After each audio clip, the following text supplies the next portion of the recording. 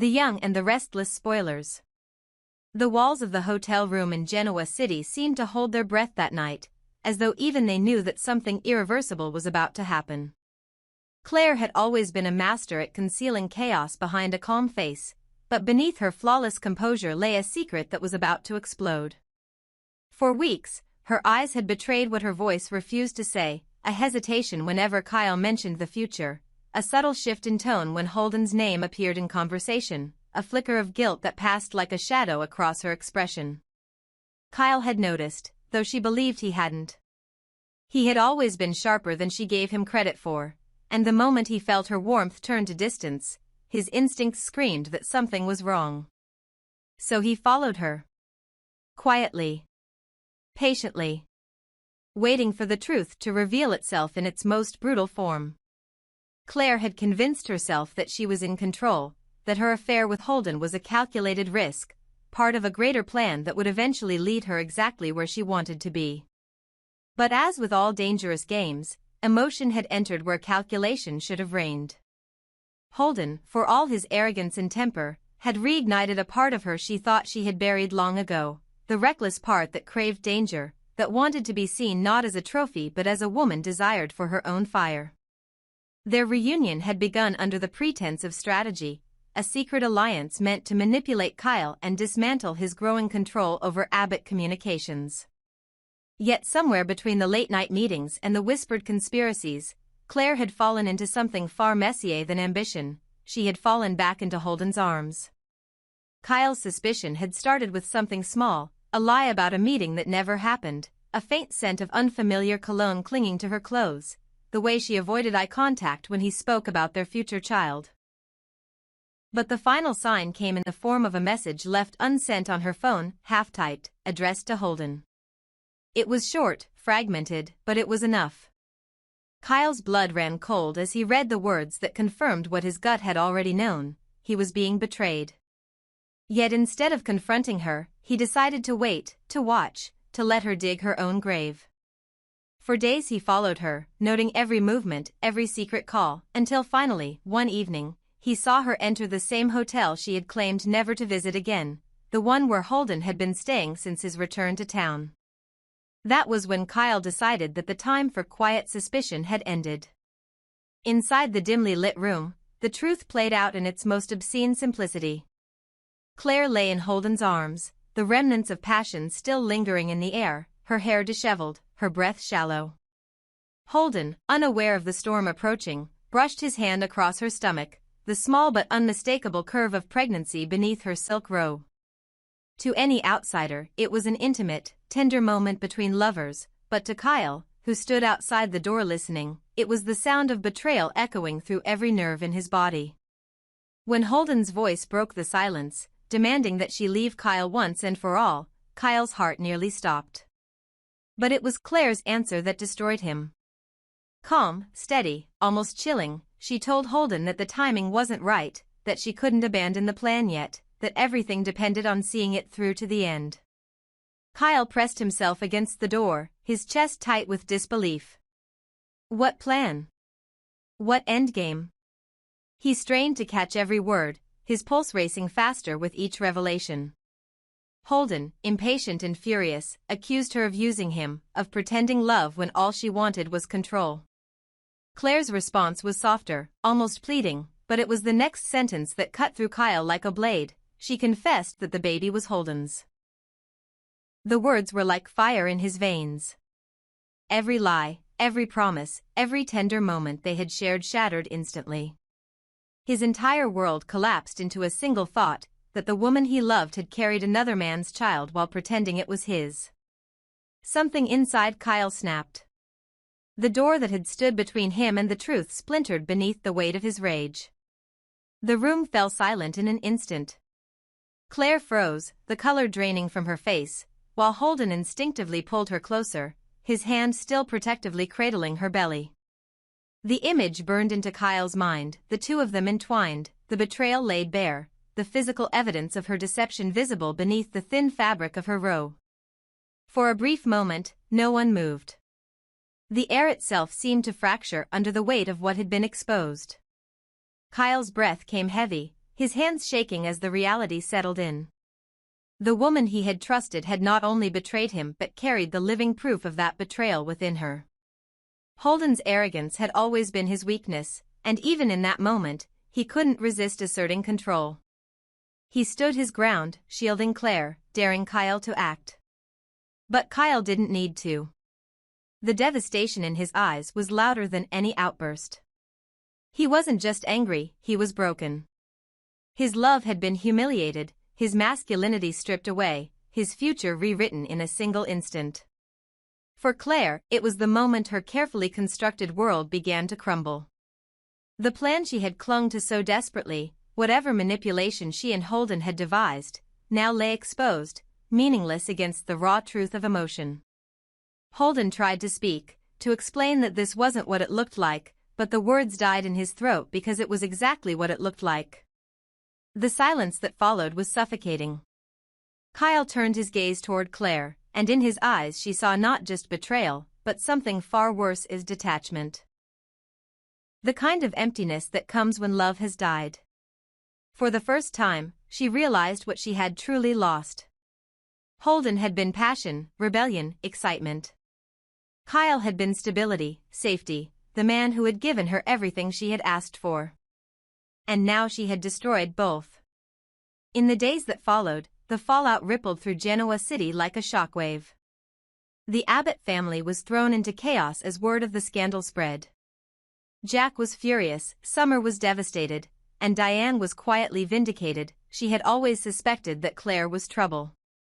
Kyle withdrew from everyone, burying himself in work and silence, refusing to acknowledge the pity that followed him wherever he went. Claire, meanwhile, faced the storm of public judgment with icy composure, but behind closed doors, she was unraveling. The pregnancy that once felt like leverage now felt like a curse. Holden, despite his bravado, began to crumble under the pressure as well. His obsession with her deepened, twisting into something possessive and volatile. For Kyle, the hardest part wasn't the betrayal itself, but the realization that he had ignored the warning signs. He had wanted to believe in Claire's redemption so badly that he had blinded himself to her true nature. He replayed every moment in his mind, every lie she told, every excuse she made, and realized how willingly he had allowed himself to be deceived. Yet, beneath the anger, there was still a flicker of love, and that made it even worse. Love doesn't vanish when trust breaks, it lingers, festering, turning into a kind of emotional poison that eats away at what's left of the soul. As for Claire, she found herself trapped between two men and two versions of herself. The plan she had clung to had been a power play, designed to manipulate corporate assets and reshape alliances within the Newman-Abbott rivalry. But somewhere along the way, she had lost control of her own heart. Holden had been a mistake she couldn't undo, and Kyle had been a love she couldn't protect. Now, carrying Holden's child, she faced a future where neither man might want her. Holden, impulsive and jealous, demanded she choose him publicly, but she hesitated, not out of strategy this time, but out of fear. Kyle's silence haunted her more than Holden's anger ever could.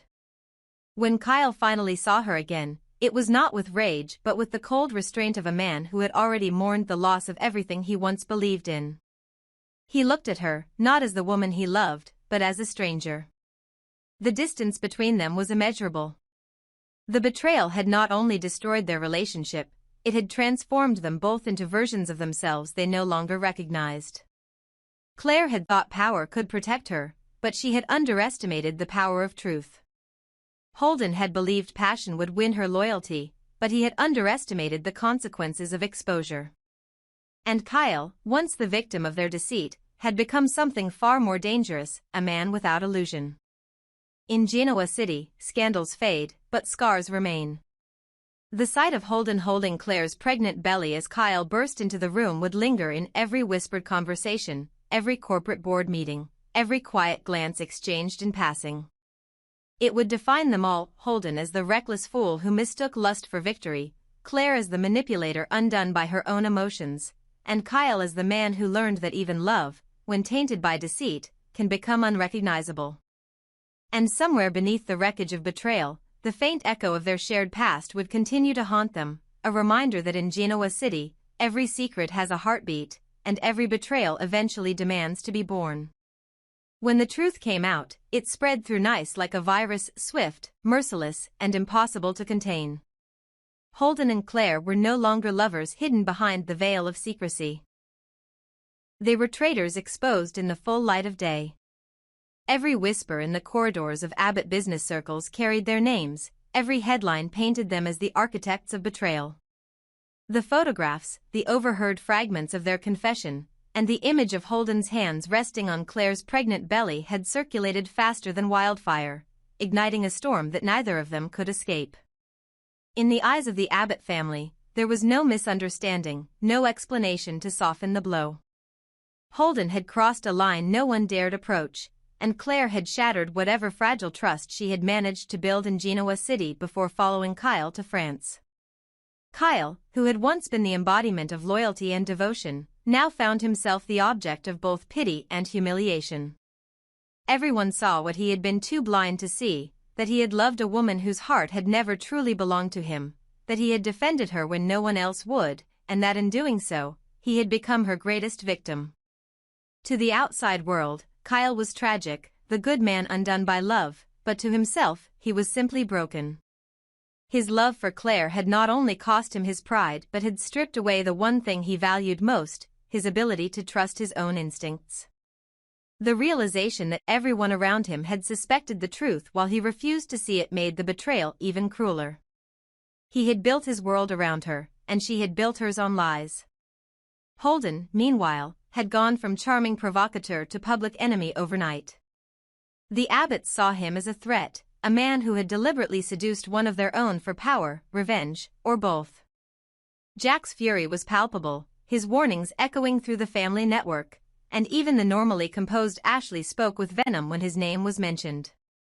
Holden had underestimated how deeply the Abbott family protected their own. To them, this wasn't just about infidelity. It was about dishonor, about someone daring to humiliate their name. Every alliance he had built in Europe began to crumble as whispers of retaliation grew louder.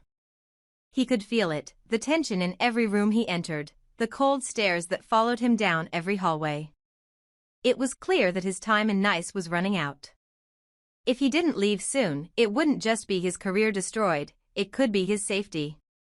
For Claire, the collapse was total. Her reputation, once polished and pristine, lay in ruins. She had gone from the woman everyone envied to the woman everyone despised. The press tore her apart, branding her manipulative, unfaithful, deceitful. The very people who had once praised her now avoided her. Invitations vanished, business meetings were cancelled, partnerships dissolved overnight. But none of that mattered to her anymore, because the only thing she cared about, the only thing she couldn't lose, was Kyle. The moment she saw his face after the betrayal, the quiet devastation in his eyes, she realized that everything she had done, every decision she had justified as strategy, had cost her the only genuine love she had ever known. She had tried to reason with Holden, urging him to leave before the Abbotts made their next move, but Holden's pride was his poison. He refused to run, insisting he had done nothing wrong, that what existed between him and Claire had been real. But even he could see the danger closing in.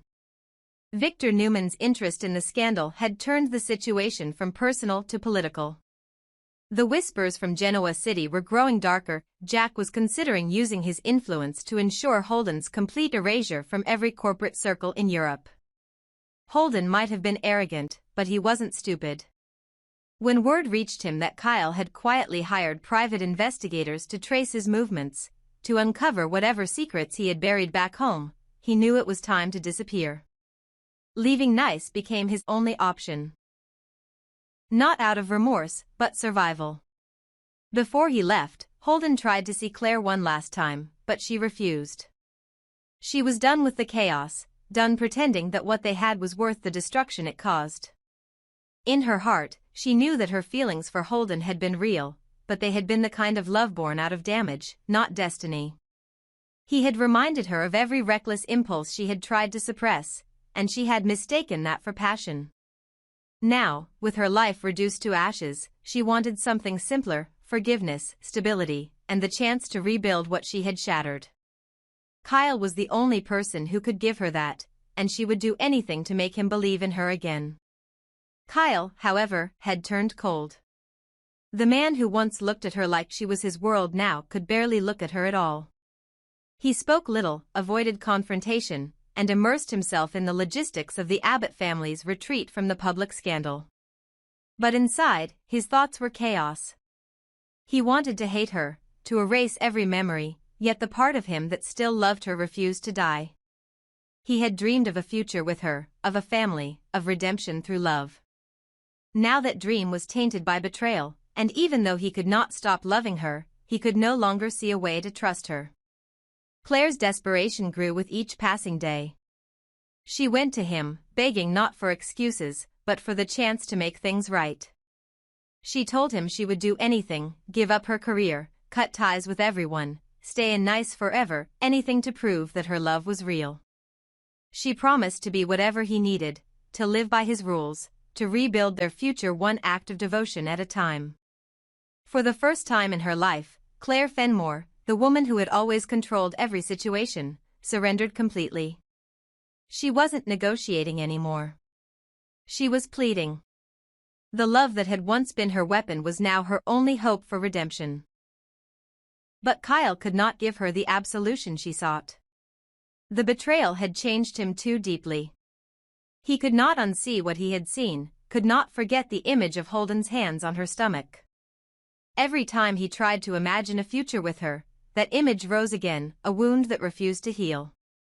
He wanted to believe her remorse, but the truth was too raw. Every word she spoke, every tear she shed, only reminded him of how skillfully she had deceived him before. And yet, somewhere beneath his pain, he could still feel the pull of love, stubborn, irrational, and cruel. Holden's departure was silent but final. He slipped away from Nice before dawn, leaving behind a trail of unpaid debts, broken alliances, and one last letter for Claire that she never opened. Rumor had it that he fled to London, others said Monaco, but no one really cared. The moment he was gone, the city seemed to exhale in relief. His name became a cautionary tale whispered in private circles, the story of a man who dared to cross the Abbotts and paid the price. Claire, however, was left to live with the wreckage. The pregnancy that had once felt like a secret advantage now felt like a sentence. She was carrying the child of a man who had abandoned her and had to face the reality that the only man she loved wanted nothing more to do with her. In the weeks that followed, the tension between Kyle and Claire reached unbearable levels. He could not bring himself to end things completely, but neither could he move forward. Every morning he told himself it was over, and every night he found himself haunted by the sound of her voice, the memory of what they had before the lies began. Claire continued to fight for him, attending family events despite the hostility, enduring public humiliation with quiet dignity, hoping that her persistence might one day soften his heart. She promised him she would raise the child alone, that she expected nothing from him but understanding. But what she didn't say, what she couldn't say, was that she still believed they were meant to be. The world had turned against her, but Claire had accepted it. The only battle that mattered now was the one for Kyle's forgiveness. She no longer cared about the opinions of the Abbotts, the Newmans, or the city's unforgiving gossip. All that mattered was love, fragile, broken, but still flickering between them like the dying light of a candle that refused to go out. Kyle, despite his pain, could not extinguish it completely. Somewhere deep inside, he still wanted to believe that love could survive even this. And so, in that strange, painful twilight between forgiveness and resentment, they continued to orbit one another, bound by love, trapped by betrayal, and haunted by what could never be forgotten. The world might have turned them into villains, but in their own quiet way, they were still two souls searching for redemption in the ashes of their own mistakes. Whether Kyle would ever forgive her, or whether Claire would ever stop trying, remained uncertain. But one thing was clear, no matter how far Holden ran, no matter how much time passed, the memory of that night in Nice would never fade. It had rewritten all of their lives, and in Genoa City's long, merciless history of love and betrayal, this would be remembered as one of its most devastating chapters, the night when love turned into vengeance, and forgiveness became the only form of survival left.